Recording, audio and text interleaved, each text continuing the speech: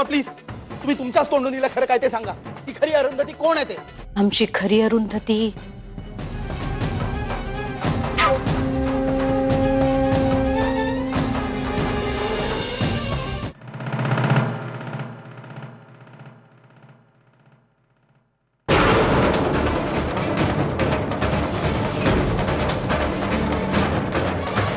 ही आहे आमची खरी अरुंधती.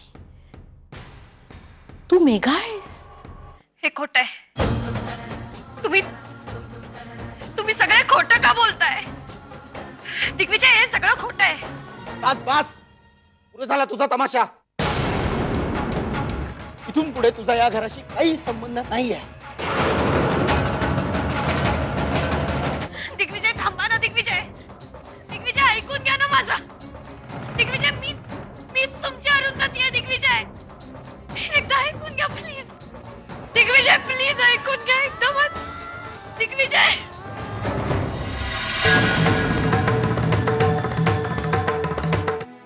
डॉक्टर, तुम्ही सांगितलं होतं तसंच केलं आम्ही सगळ्यांनी. हिलिंग थेरपीमध्ये असंच होतं सगळं. मेंदूवर जास्त ताण पडल्यामुळे असं होतं. पण तुम्ही काही काळजी करू नका. मी चेक केलं त्यांना, आता बऱ्याच त्या. देव करो आणि या हिलिंग थेरपीनं आमची अरू लवकरात लवकर बरी हो. पेशंटला जरा आराम करू द्या.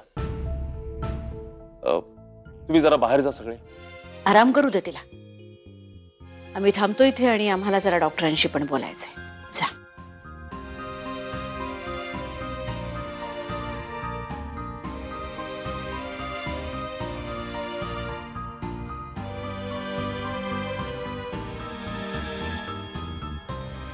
हिलिंग थेरपीच्या नावाखाली आम्ही सगळ्यांना मूर्ख बनवलाय आणि तेही बनलेत. पण अरुंधती मॅमना हे सगळं खरं कळेल तेव्हा? त्याची काळजी तुम्ही करू नका डॉक्टर सावंत. ही गोष्ट फक्त तुमच्यात आणि आमच्यात राहू दे, नाहीतर हिलिंग थेरपीची गरज तुम्हालाही लागेल.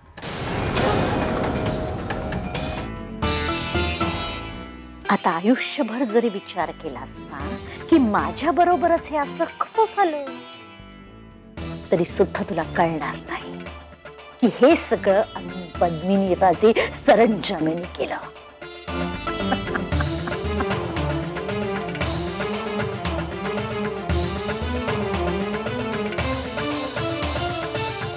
कॉंग्रॅच्युलेशन्स पद्मिनी राजे सरंजामे.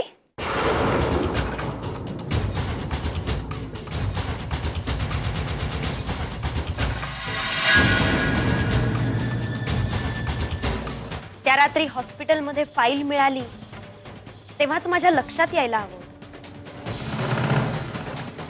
की माझ्या जीवावर कोणी बाहेरचं नाही, घरातलंच कोणीतरी उठलंय. पण आता तुमचा खेळ संपलाय. आता तुमचं पितळ मी उघडं पाडणार आहे सगळ्यांसमोर. पद्मिनी राजे सरंजामेला चॅलेंज देतेस? आता तुझं काही खरं नाही अरुंधती. हट. खेळ तुम्ही सुरू केला होता पद्मिनीजी, पण आता तो मी संपवणार आहे.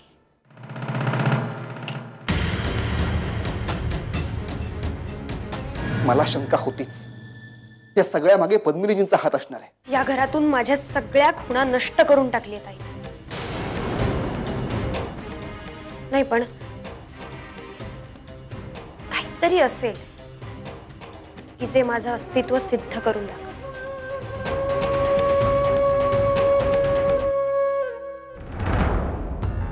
नितीन, मी तुला करते नंतर फोन. मला आठवली ती गोष्ट. मी अरू, हे बघ नितीन, तू अजिबात काळजी करू नकोस. ही लढाई माझी आहे आणि मला एकटीलाच ती लढावी लागेल.